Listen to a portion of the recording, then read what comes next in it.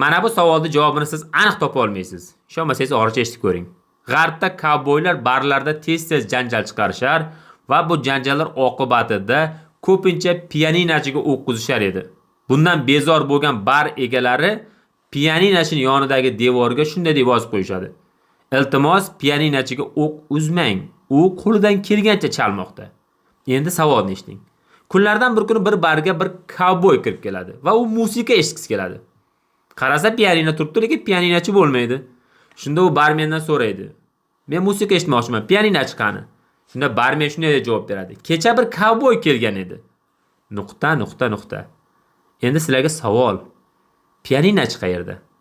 Javobingizni albatta kommentariyaga yozib qoldiring. Iltimos shu videoga like bosing. Bunaqa foydali kontentlarni ko'proq chiqarishimiz uchun bu motivatsiya bo'ladi. Obuna bo'lib qo'yish ham esdan chiqmasin. Agar bizni qo'llab-quvvatlamoqchi bo'lsangiz, jonli efirlarda TikTokda bizni qo'llab-quvvatlashingiz mumkin. Barchaga rahmat.